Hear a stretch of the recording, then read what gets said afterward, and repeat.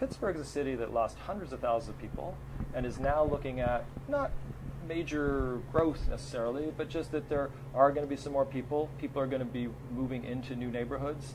There's areas that we're also in Pittsburgh where we still have the whole legacy of the steel industry and all those brownfield sites, including the one that I know you all are interested in, which are big sites which never had people living on them, or at least not since the steel era, and are now actually going to have both residential, office, and all sorts of mixed uses. So there's both, whether or not the overall numbers change, there's definitely, one way or another, there's new jobs and new people, or people already here who are going to enjoy those places in a new way. I'll tell you a little about the technical side of this. There is as you already know from other folks, there's a partnership that controls the Almano site, which is the RIDC, the Regional Industrial Development Corporation, together with their foundation partners. Mm-hmm. And then and they actually got control of the site in the early aughts and so forth. And then by, I think, 2013 is when the Preliminary Land Development Plan, the PLDP, was completed. And that's a sort of overview, strategies, but also it's kind of a, for lack of better terms, a master plan for the site. But that was completed in 2013. That goes through a process. It goes to the planning. There's usually community engagement, and then there's also going to the planning commission. The planning commission votes on it, and then usually there's some zoning that goes with it that might also go on to the city council. Today, that's the plan that exists for the site. However, REDC and its foundation partners have actually been working on an improved plan, which may phasing and adjust in various ways that plan. We don't know exactly all the ways it'll work, but that's what they have been. They had a community meeting, I think, back in February, if I'm not mistaken, which was the first introduction to anybody of this plan, and now they've reached a new stage of it.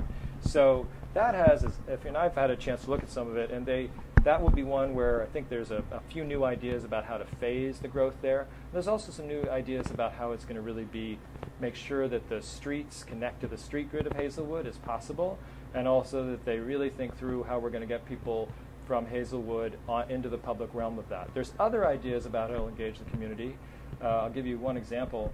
There's been talk of possibly having a connection between Oakland and whether it's an improved bike and pedestrian, but also even possibly some sort of vehicular connection, which will get us like a sort of dedicated, electric bus or something that'll get between Oakland and the Almano site. And the hope is that that'll actually also get to Hazelwood, get to location on 2nd Avenue.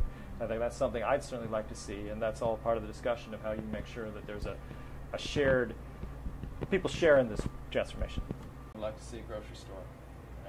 I think everyone would like to see a little more activity on 2nd Avenue, so it feels a little bit more like a main street again. I mean, it has some great institutions. It's got the library, it's got some great churches, it's got some interesting places, but it still has a way to go. Just to let people know that that's a place they can go to get stuff. I mean, I think it has at least one convenience store, which is great, but you kind of need a little bit more to get to a critical mass. Things that we love about main streets they kind of take a few more people than are living in Hazelwood right now, because it's lost a lot of population. It's less than half of its historic population.